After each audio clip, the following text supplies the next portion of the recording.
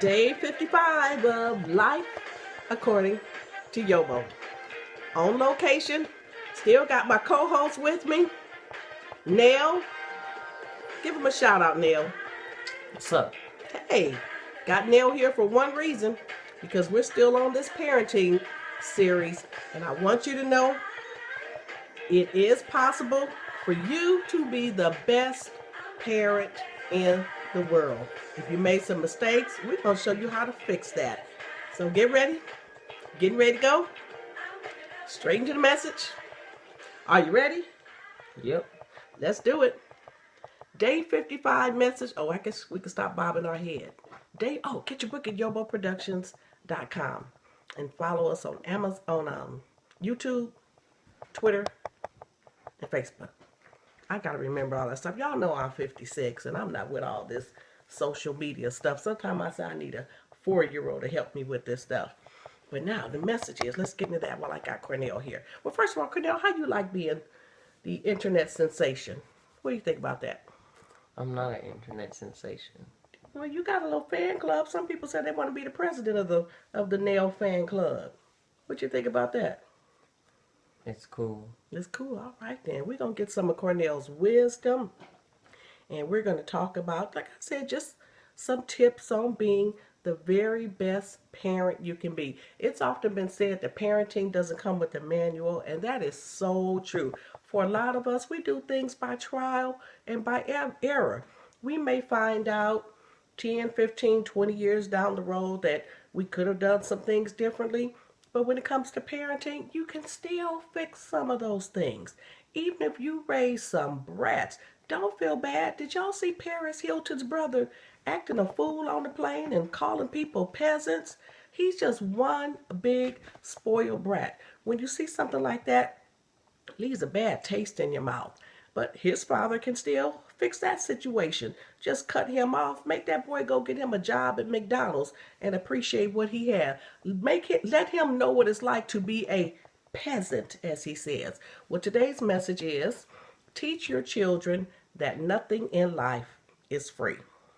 Nothing. Cornell, but wait a minute. Cornell, how much do you contribute to the household expenses? None. None? No. Okay, you can look at your people when you're talking to them. None. Okay, well, do you make a contribution to household expenses? Or to the household? Do you make a contribution? Well, yeah. And what is that? I watch my siblings. Mm-hmm. If that counts. Mm-hmm. I just do the chores so my parents don't have to do it. Mm-hmm. Oh. When they tell me to do something, I'll do it. Yes. I do all the stuff that they don't need to be doing. Okay. Yeah, that's it. Okay, so what am I saying? Even if you have a child that's living with you who doesn't have an income, they still got to contribute something. If I'm going to work every day, my son or my daughter are living with me. When I come home, I better smell something in the kitchen. I better smell some onions. I better smell some garlic. And if they can't cook, I don't want them in the kitchen, because y'all know I love my food. Don't mess up my food or they really going to get put out that night. But if you stand with me, you don't have an income, I ought not be doing laundry. I ought not be sweeping the floor. I'm not cleaning the bathroom. I'm not picking up dog poop. Have all that stuff done. If someone's in your house, they ought to at least be an asset. This is the way I look at it. The people in your life, I want you to remember this, Nell. People in your life, they either add, subtract, multiply, or divide. What does that mean to you? They're relationships that contribute, and they're parasitic relationships. They're what? Parasitic relationships, where it's one-sided, like a parasite. Oh. One person benefits and the other person's losing. Oh, parasite. Or they're what's the other one called? It's like it starts with the M. Not manual. Moocher? No. Where you're both benefiting, so it's mutual. Equal. Mutual relationship. Oh, okay. Okay, so you got the parasitic relationship. I just learned that. Look, I'm from the hood. We just say moochers, okay? So now I learned a new word. We got the moochers, you got the givers, and you got the takers. So relationships are just like doing math. So if your children are living with you, are they adding any value to your life? If they're there and they have the grandchildren there, sometimes you can't even allow your relationship with your grandchildren to hinder you setting up boundaries, because sometimes they may say, well, if I move, you can't see your kids. See, you can't tell me nothing like that. Okay, watch this. Cornell, if you were living with me and you didn't have a place to live and we didn't get along, and you said, well, grandmother, if you put me out, I'm taking my kids and you won't ever see your great grandkids again, what will I say? Okay, get you out. See there, you and all y'all go. You and your kids. I sure don't want to see you. And if seeing the grandkids mean I got to see you, I won't be seeing y'all again.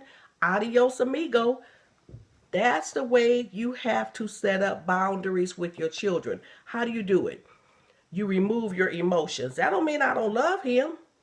That doesn't mean I don't like him. It just means I like me a whole lot more than I like him. You can't come into my personal space, a space where I'm paying the rent, I'm paying the mortgage, I'm paying the utilities, and you think you're going to make life uncomfortable for me up in a place where I got to live. I go to work, I deal with foolishness. I go to church and I deal with foolishness, and I sure hate to say you go to church and deal with foolishness, but y'all know you did, man, I have dealt with more hell in church than I have at work. I deal with mess everywhere I go. I ain't coming home and dealing with mess, but we need to get into the message. Teach your children that nothing in life is free. I'm going to turn this way and read it. Okay, my head's going to be going back and forth. Oh, a friend complained about her son saying, he's been out of high school 13 years. Let me put it right here. He's been out of high school 13 years. He has no job, no education. He ain't looking for a job. He has no desire to go to school. Whose fault is that? Is that the son's fault? Or if that's the mother's fault? Let me throw something else in here. It's the mom's fault. It's the mother's fault? Whose fault is it now? The mother's. Okay, come on, say it loud and look in there. The mother's. Okay, why is it the mother's fault? But to put it in as an analogy, Yes. humans aren't born racist. Mm-hmm. You make them racist. Uh-huh. People aren't born lazy. You let them be lazy. Ooh, I'll tell you, this is my grandson right here. Go ahead on. That's it. Keep going. That's it. Boy, I'm telling That's you. just an analogy. I'm telling you, we didn't practice any of this. When I tell you this is just the way, and it starts with them being young. You have to let them know you can't stay up in my house. You got to go. Even with him, he has until April of his senior year of high school. If there are no college acceptance letters in the mail, he knows he got a place to go come August or September after graduation. If he don't have those letters, then his parents have a backup plan. It's up to you to go to college if you say you want to go to college. By the way, did you say you want to study astrology or astronomy? Astrology. Astrology? Like in Capricorn, Sagittarius, Yeah. Scorpio? Yeah. Why that? Where'd that come from? Astrology, astronomy, whatever. Astronomy. Astronomy? Yes. Oh, okay. That's what I thought you meant. Astronomy. Yeah. Okay.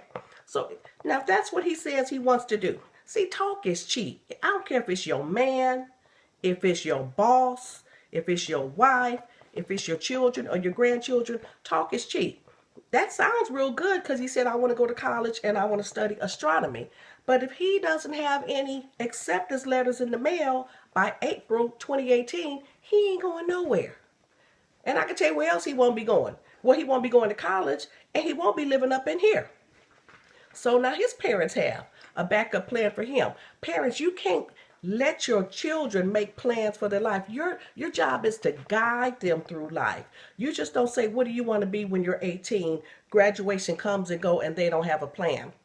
If they don't have a plan, that's when you come up with your plan. So now, first of all, the main plan A is you getting up out of here. That's number one. Plan B is college. Plan C is without an acceptance letter, we're going to go down, you're going to take the exam for the military in April, just in case your score is not what you want it to be. We're going to get your results back before graduation, the end of May. You got time to go back and take another test. And the military will accept you the next, no, you got to take your little test. Once you pass that test, go get your physical, honey, you gone. So you follow what I'm saying? Help your children make plans for their life. You have to guide them. And there's only one way that you need to focus on guiding them, and that is up out of your house, because they got to go. You don't want to be like this man. Who says the son, he don't have no job, no desire to attend school, ain't done nothing in 13 years, had 2 jobs, quit both of those, worked those for like that long. So I said to him, why does your son need a job? After all, he living in a furnished home. He got a kitchen shelf full of ramen noodles. He got boxes of his favorite cereal. He got a refrigerator full of milk. He got his own bedroom, cable TV in his bedroom, and he can run women in and out of his bedroom whether you're home or not. Now can you run women in and out the house? What do you mean? Women coming over and spending the night, once you get 18. No. Okay. I'm going to their house. You going to their house? Well, I guess right about it, because they sure ain't coming up in here. So I says, now you, on the other hand, I said to the man, you need a job. That is, if you expect to continue having a place to live, if you expect to continue buying noodles and cereals and milk for somebody else to eat them up, if you want to continue having a furnished home, if you want to keep watching cable TV, yes, you need a job, not your son. Your son is set. You have already shown them that this time next year and the year after and the year after and the year after, you're going to have a place to call home. And while I was talking to this man, I didn't say nothing about the son's smartphone fully loaded with all the latest apps. Wow, the father got an old-fashioned flip phone. And guess who's paying the bill on both phones? Take a guess. You asking me? Yeah, I'm asking you. His parents? Thank you. Parents, it's difficult to teach children that nothing in life is free while giving them everything they want for free. Don't y'all remember back in the day, we didn't have a dishwasher, we didn't have a gardener, we didn't have a housekeeper. I said to my mama one day, Mama, won't you get a dishwasher? She said, what I need a dishwasher for? I got 5 of them. Because, she had 5 children. Everybody got their turn in the kitchen. All we had was a washing machine. We didn't have a dryer. You know what a clothesline is? Okay. We wash clothes, put them on the clothesline, bring them in, fold them up. You had to iron them. Because back then it wasn't a dryer. You push that little button that says permanent press. Oh, no, no, no. You had to iron everything you wore. So my point is, you can't teach them, can't tell them everything in life comes with a price while you steadily giving them free. They lose their cell phone, you get them another cell phone. Cornell, what happens if you lose your cell phone? Then I'll get another one later. Not automatically, but I gotta wait a while. If it's lost, guess what? You ain't got no more. You don't have a cell phone anymore. Parents, we must require that every able-bodied person in the house contribute something. And I don't mean having them make a generous contribution to the high cost of the household expenses.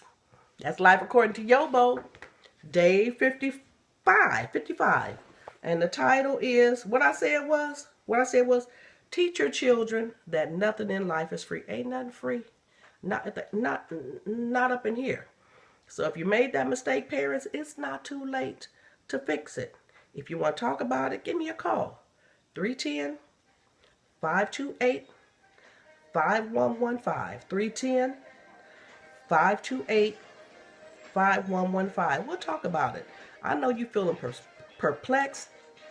I know you're feeling like you're in a hole and there's no way out. But whatever, don't feel like you're the only one, honey. Please, it's more of you than it is of me. So call me, email me, yobozette@yahoo.com. We're going to talk about it. I'm going to show you how to live the best life. how to get them grown butt kids of yours out of your house. If you really want to live a good life, get them out of your life. All right, see you later. Bye-bye. Bye.